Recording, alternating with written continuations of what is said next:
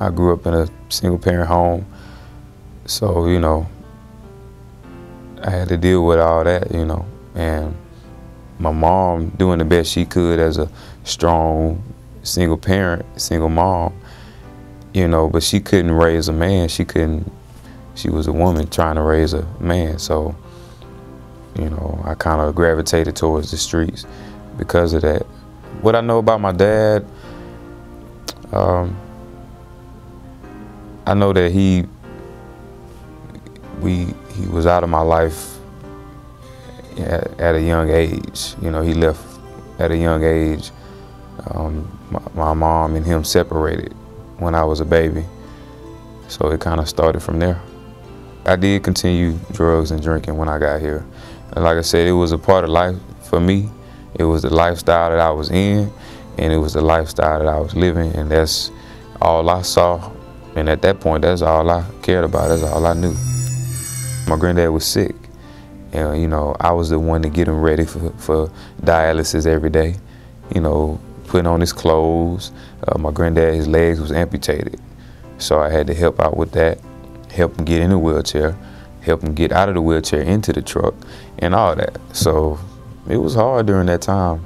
So the way that affected me, my granddad dying, you know, he kind of took on that positive role model in my life. You know, with my dad not being there, you know, my granddad was the strong male figure that I saw.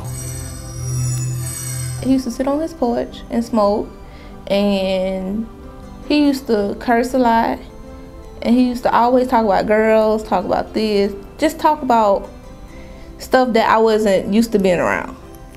So I knew something was wrong. He used to tell us how he get kicked out and all this stuff he used to do at school. He used to go off on teachers, used to skip school, and used to smoke at school, and so that's how I really found out. You know, when you're a high school principal and you're at a school as large as Murphy High School was, it's impossible to get to know all of your students. And what you tend to find out is you get to know the kids who are either probably in the top 10% of the class, all your SGA officers and those who are really busy doing things, or you really get to know the kids that you would say the 10% that gives you all kind of problems. And at that time, Bernard was in that percentage. Stayed in a good bit of trouble, you know, constantly. You had to deal with Bernard, and it could be loud, could be a little obnoxious. We didn't suspend him. He got himself suspended. You know what? I have to be honest. You would have given him, been shot before he was 21, or shot somebody, or been in prison. Those were the chances I would have given him. And that's hard to do as an administrator, because it's not that you're giving up on them, but you run out of ideas of how do you help this person. You know, he's not opening any doors for me to help. The only thing I remember actually praying was God get him to church, because I knew our church, and I knew if he just would have got there, he can't help but to change if he just would have got there and stayed there.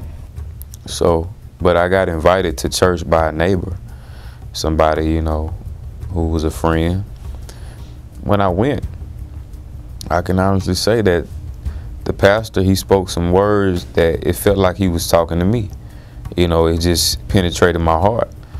And at that time, at that moment, I realized that I needed to change. My life did change. My life did change totally after that. You know, things wasn't perfect, but I know the drinking and the smoking and the sex with all kind of different girls, that stopped, you know, and I fully committed myself to God. And I said, okay, God, I know this is gonna be hard, but I'm giving myself to you. Kind of sticky situation with my mom, and I was saved, but she wasn't. And at this point, she really didn't agree with my church. And she was like, well, either you stop going to that church or you gotta go. And it wasn't nothing wrong with the church, you know.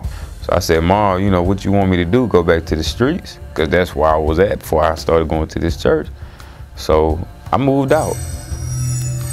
A lot don't change in the streets. Nobody's really encouraging you to go further and do better or whatever, you know. But in the church, you got people, in my church, the church, my home church, where impacted my life, those people that were genuine, they really care, they really love you, they encourage you to go forward in God and in life. They speak life into you, so instead of death, like the streets. The progressiveness of Bernard has been so consistent and persistent. None of the things that have happened with him have been surprising. It's almost like, well, God's doing his God thing. And Bernard has really been a blank canvas. My travels, I got blessed. I do Christian rap, so I had an opportunity to go to England for 2 weeks with my pastor. They had a Festival of Hope, a big event. So I was asked to be a part of that, and I was able to do Christian rap, and I went into a few different schools and things like that. So that was Liverpool, England. I went there for 2 weeks, and I met some people who were leaders of another mission organization and got hooked up with them. They had already known my pastors for years. So 3 weeks after I came back home from that trip to England, I went on another trip for 5 months. And we traveled through 10 different cities, went to New Zealand for 2 months, and it was just an awesome time in my life. Every place on this earth you can think of, I can see him now. It can be the North Pole, South Pole, the middle of Ethiopia, anywhere on this earth. I can see him now, talking to people, connecting with people. I probably didn't have anything to do with what he's doing now, but it's always says, God has a master plan for everybody.